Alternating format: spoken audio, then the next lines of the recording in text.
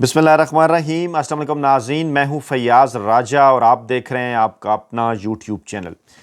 नाज़रीन, इमरान खान साहब को रातों रात पिम्स अस्पताल लाने और फिर वापस अडयाला जेल शिफ्ट किए जाने के बाद एक अहम तरीन और बड़ी डेवलपमेंट सामने आई और जुमेरात के दिन सुबह सवेरे जब मैं ये वीडियो आपके सामने रख रहा हूँ, इत्तलात हैं, कन्फर्म्ड इत्तलात हैं कि तकरीबन 24 घंटे पहले बुध की सुबह इमरान खान साहब को अडयाला जेल में एक नाम नहाज सहाफ़ी के ज़रिए, जो कि पाकिस्तानी इस्टेब्लिशमेंट के इंतहाई करीब समझे जाते हैं, पाकिस्तानी इस्टेब्लिशमेंट की तर्जुमानी भी करते हैं, उनकी जानिब से इमरान खान साहब को एक तहरीरी पैगाम भिजवाया गया है। ये तहरीरी पैगाम क्या है और इस पर इमरान खान साहब का आने वाला रद्द अमल, जो कि इत्तलात के मुताबिक बड़ा इंटरेस्टिंग है, बड़ा दिलचस्प है, उसकी तफसीलात आपके सामने रखेंगे। लेकिन इस वक्त जब मैं आपके सामने ये वीडियो रख रहा हूँ, ये इत्तलात भी हैं कि इस्लामाबाद के अंदर 3 बड़ों की दौड़ें लग चुकी हैं। इन 3 बड़ों के अंदर शामिल हैं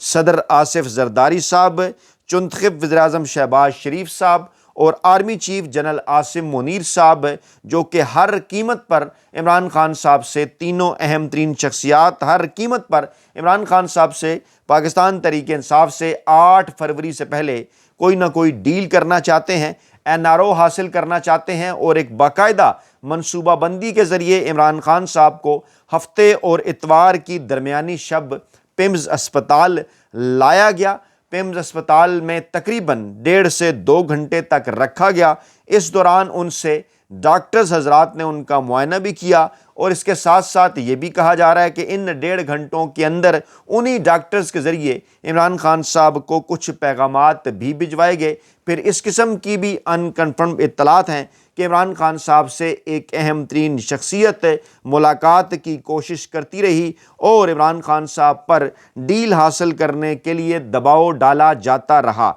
इसकी तफसीलात भी आपके सामने रखेंगे, लेकिन पहले हम लेकर चलते हैं आपको उस पैगाम की जानिब जो कि जुमेरात की सुबह कन्फर्मेशन आई है कि 24 घंटे पहले बुध की सुबह ये पैगाम इमरान खान साहब तक, तहरीरी पैगाम जो है वह भिजवाया गया इमरान खान साहब की सज़ाओं के हवाले से, जिसमें इमरान खान साहब को ब्लैकमेल भी किया गया, इमरान खान साहब को धमकियां भी दी गईं। ये भी कहा गया कि अगर आपने फ़लाँ चीज़ ना मानी, फ़लाँ अमल ना किया तो उसके नतीजे में आपको आगे चलकर क्या क्या भुगतना पड़ सकता है। और इस पर इमरान खान साहब का जवाब क्या था वो भी आपके सामने रखते हैं। तो जनाब, बताया गया इमरान खान साहब को उनकी सज़ाओं के हवाले से कुछ इस तरह से कि तोशाखाना 2 केस में गुज़श्ता माह सज़ा पाने के बाद इमरान खान साहब की रहाई के इम्कानात मज़ीद मादूम हो गए हैं, जिसके नतीजे में उनकी कैद मुसलसल जो है वो मज़ीद तवील होती दिखाई दे रही है। ये पैगाम पहुँचाया गया और कहा गया कि जनाब, अक्टूबर 2025 में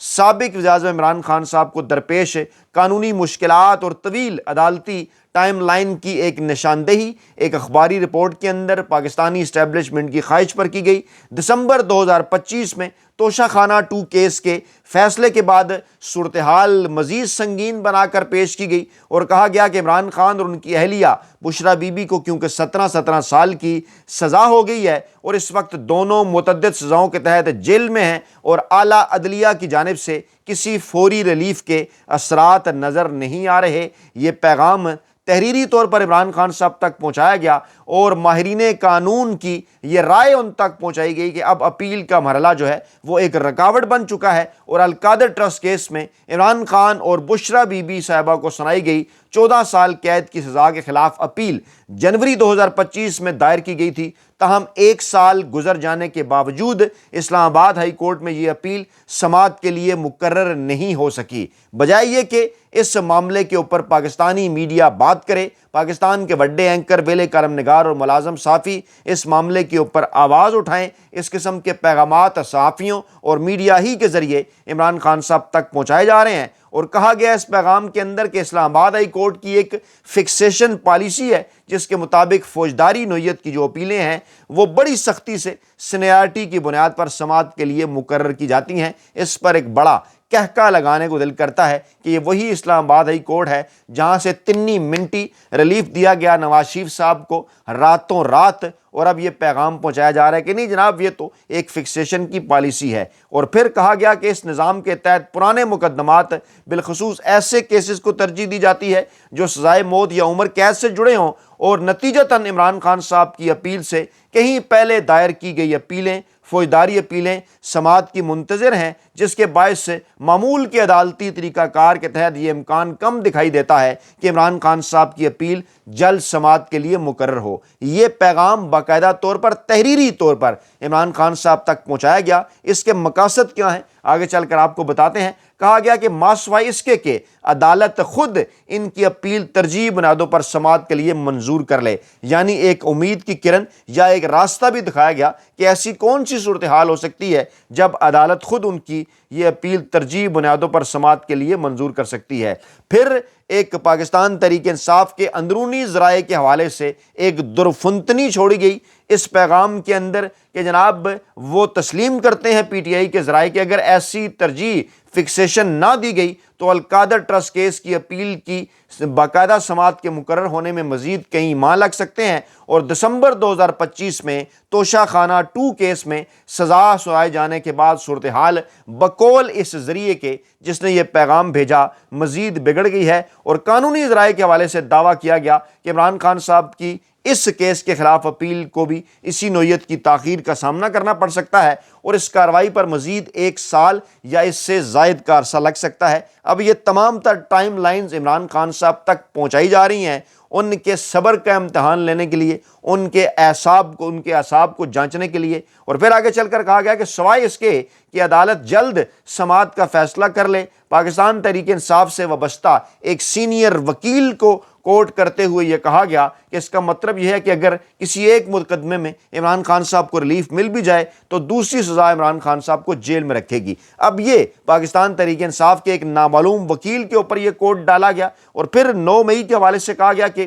کئی مقدمات زیر التواء ہیں، اور پاکستان تحریک انصاف کے اپنے قانونی ماہرین یہ بات تسلیم کرتے ہیں کہ استغاثہ کے پاس اب بھی اتنی گنجائش موجود ہے کہ وہ مقدمات کو طول دے سکے، جس کے باعث کسی ایک کیس میں ضمانت یا بریت کے باوجود رہائی ممکن نہیں ہو سکے گی۔ اب یہ ایک پورا ماحول کریٹ کیا گیا اس پیغام کو آگے پہنچانے میں عمران خان صاحب کو تحریری طور پر، تاکہ بدلے میں وہ عمران خان صاحب سے کیا حاصل کر سکیں آگے آپ کو بتاتے ہیں۔ کہتے ہیں جناب پاکستان تحریک انصاف کے اندر موجود جو سنجیدہ قیادت ہے بقول ان صاحب کی زبانی، وہ کہتے ہیں اسے بڑی گہری تشویش ہے کہ عمران خان کے لیے قانونی راستہ بڑی تیزی کے ساتھ تنگ ہو رہا ہے، اور ان رہنماؤں کے مطابق پارٹی کے اندر جو موجود سخت گیر عناصر ہیں ان کی جانب سے مسلسل محاذ رائے کی پالیسی نے سیاسی یا عدالتی ریلیف کے امکانات کو مزید محدود کر دیا ہے۔ اب ذرا یہاں رکیں، اس پیغام کا مقصد کیا ہے کہ پاکستان تحریک انصاف کے حوالے سے پاکستانی عوام کے اندر ایک کنفیوژن پھیلائی جائے، اور کہا جائے جناب اس کے اندر جو سنجیدہ نوعیت کے لوگ ہیں انہیں آگے نہیں آنے دیا جاتا، وہ تو ڈیل کرنا چاہتے ہیں، وہ تو بات کرنا چاہتے ہیں، سخت گیر عناصر ہیں وہ یہ کرنے نہیں دے رہے، جس کے نتیجے میں عمران خان صاحب کو جیل میں رہنا پڑ رہا ہے۔ اور آگے چل کر پھر پارٹی کے ذریعے ہی کے حوالے سے دعویٰ ہے اس پیغام کے اندر کہ وہاں یہ سمجھا جا رہا ہے کہ اگر پاکستان تحریک انصاف کے طرز عمل میں کوئی تبدیلی نہ لائی گئی، یعنی اب اس سے کیا مراد ہے؟ یہ ایک دھمکی ہے، یہ ایک پیغام ہے، یہ ایک میسج ہے کہ عمران خان صاحب ہمارے ساتھ ڈیل کریں، پاکستان تحریک انصاف ہمارے ساتھ ڈیل کرے۔ سمجھ لینا خود ہی۔ کہتے ہیں جناب کہ اگر طرز عمل میں تبدیلی نہ لائی گئی، طرز عمل سے کیا مراد ہے؟ طرز عمل یہ ہے کہ عمران خان صاحب کی جانب سے بڑے ہی واضح اور صاف انداز میں پاکستانی اسٹیبلشمنٹ کو بارہا یہ کہا جا چکا ہے کہ آپ کے ساتھ کسی قسم کی کوئی ڈیل نہیں ہوگی، اور جو الفاظ عمران خان صاحب نے استعمال کیے ایگزیکٹ وہ آپ کے سامنے رکھتے ہیں، جو کہ پیمز اسپتال کے ڈاکٹرز بھی جس کے اوپر بات کر رہے ہیں کہ جب عمران خان صاحب کو یہ پیغام پہنچایا گیا تو ان کے الفاظ کیا تھے۔ اچھا، اب یہ جو پیغام ہے اس پیغام کے اندر یہ بھی کہا گیا کہ یا عدالتی سطح پر کوئی غیر معمولی مداخلت ہو جائے یا پاکستان تحریک انصاف طرز عمل میں تبدیلی لا دے تو پھر جناب یہ مسائل ختم ہو جائیں گے، ورنہ ختم ہوتے نظر نہیں آ رہے۔ اچھا، ایک طرف تو آپ کہتے ہیں کہ قانونی پیچیدگیاں ہیں، عدالتی پیچیدگیاں ہیں، انصاف کا عمل اسی طرح کا ہے، باقیوں کو پہلے ملے گا، خان صاحب کو بعد میں ملے گا، اور لیکن آگے چل کر ساتھ ہی راستہ بھی دکھاتے ہیں کہ اگر پی ٹی آئی یا عمران خان اپنے طرز عمل کے اندر کوئی تبدیلی کر لیں اور اس طرز عمل میں تبدیلی کے نتیجے میں عدالت کی جانب سے کوئی ریلیف مل جائے تو اس سے کیا ہوتا ہے، مسائل ختم بھی ہو سکتے ہیں۔ آگے چل کر کہتے ہیں کہ انتہائی خوشگمان صورتحال میں بھی، یعنی اگر ہائی کورٹ کی سطح پر بریت حاصل بھی ہو جائے تب بھی اپیل کے مجموعی عدالتی عمل جو ہے وہ طویل اور وقت طلب ہو سکتا ہے، اور جب تک عدالت اپیلوں کو ترجیحی بنیادوں پر سننے کا فیصلہ نہیں کرتی۔ اچھا پھر یعنی کہ یہ جو ساری کہانی بنائی، یہ جو ساری ایک فلم چلائی، سارا ڈرامہ چلایا عمران خان صاحب تک انصار عباسی صاحب کی اس خبر کے ذریعے، جنگ اخبار اور دی نیوز اخبار اڈیالہ جیل میں پہنچا کر عمران خان صاحب کو بدھ کی صبح پڑھا کر ان کے اوپر پریشر ڈالنے کے لیے، اس سے پہلے پیمز اسپتال کا چکر لگوا کر اور عوام کے اندر ایک بے چینی پیدا کر کے، فیملی کے اندر ایک بے چینی پیدا کر کے، اہل خانہ کے اندر ایک بے چینی پیدا کر کے، عمران خان صاحب کی آنکھ کی بیماری کے حوالے سے، عمران خان صاحب کی آنکھ کے انفیکشن کے حوالے سے پھر اس قسم کی خبریں باہر لا کر کے عمران خان صاحب کی خدا نخواستہ بینائی متاثر ہو سکتی ہے، اور ساتھ ہی پھر انصار عباسی صاحب جیسے اہلکاروں کے ذریعے، میں نے اہلکار کہتا ہوں، یہ تو ترجمان ہیں، غیر سرکاری ترجمان ہیں، اسٹیبلشمنٹ کے خود ساختہ ترجمان ہیں، اور ان خبروں کے ذریعے باقاعدہ طور پر عمران خان صاحب کو جیل کے اندر یہ تحریری پیغامات بھجوائے جا رہے ہیں، تحریری طور پر آفرز کی جا رہی ہیں۔ خود سن لیں آپ کیا وہ بات کر رہے ہیں کہ جناب اگر جب تک عدالت ترجیحی بنیادوں پر سننے کا فیصلہ نہیں کرتی، ایک طرف آپ کہتے ہیں کہ ترجیحی بنیادوں پر نہیں سن سکتی، قانون کچھ اور کہتا ہے، تو ترجیحی بنیادوں پر وہ فیصلہ کیوں کرے گی؟ آگے چل کر بتا رہے ہیں کہ جب تک کوئی سیاسی مفاہمت سامنے نہیں آ جاتی، یعنی عمران خان صاحب اور پاکستان تحریک انصاف اگر مزاحمت کا راستہ چھوڑ کر مفاہمت کا راستہ اختیار کریں تو کوئی غیر متوقع پیش رفت سامنے آ سکتی ہے۔ اگر نہیں کریں گے سیاسی مفاہمت تو کوئی غیر متوقع پیش رفت نہیں ہوگی۔ اور پھر آگے چل کر کہتے ہیں کہ موجودہ قانونی ٹائم لائن یہی ظاہر کرتی ہے کہ عمران خان کی قید کا سلسلہ طویل عرصے تک جاری رہنے کا امکان ہے، یعنی اب عدالت بھی بن گئے ہیں انصار عباسی صاحب، اب انصار عباسی صاحب حکومت بھی بن گئے ہیں، اب انصار عباسی صاحب اسٹیبلشمنٹ بھی بن گئے ہیں، اور بڑی ڈٹائی کے ساتھ نہ صرف دھمکیاں لگا رہے ہیں، بڑی ڈٹائی کے ساتھ نہ صرف سفید جھوٹ بول رہے ہیں، بڑی ہی ڈٹائی کے ساتھ عمران خان صاحب کو ڈیل کے لیے، مفاہمت پر راضی کرنے کے لیے پیغامات پر پیغامات بھجوائے جا رہے ہیں، اور خاص طور پر اس خبر کے ذریعے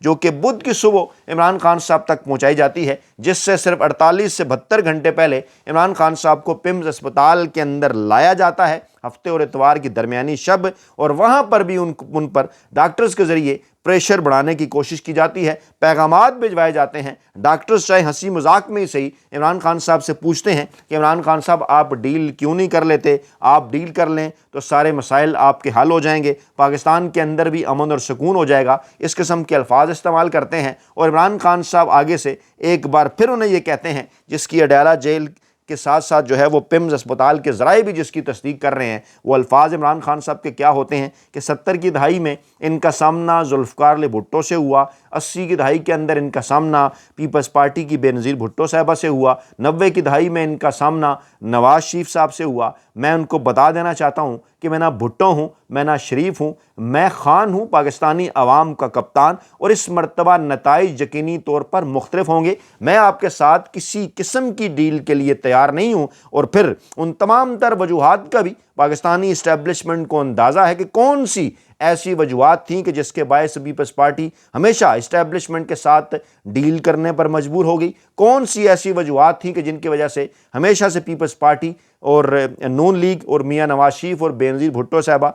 ڈیل کرنے کے لیے تیار ہوتے رہے۔ اس کی کچھ وجوہات ہیں۔ اس وقت بھی جو موجودہ پیپلز پارٹی ہے، اس وقت بھی جو موجودہ نواز لیگ ہے، ان کے ساتھ کیا مسائل ہیں، چاہے وہ نواز شریف صاحب ہوں، چاہے وہ آصف زرداری صاحب ہوں، ان کے لیے جو ہے وہ کیا مسائل ہیں، سب کو اس بات کا اندازہ ہے۔ ان کے لیے آل کا مسئلہ ہے، ان کے لیے مال کا مسئلہ ہے، ان کے لیے کھال کا مسئلہ ہے۔ جی ہاں، انہوں نے اپنی آل کو سیاست کے اندر لانا ہے، آل کو بچانا ہے، انہوں نے اپنے مال کو بچانا ہے جو یہ سیاست کر کے انہوں نے بنایا، اور پھر انہوں نے اپنی اس کھال کو بچانا ہے جس کھال کے اوپر کرپشن کے بے شمار کیسز ہیں۔ اور یہ تینوں چیزیں، آل، مال اور کھال بچانے کے لیے ڈیفینیٹلی وہ اس وقت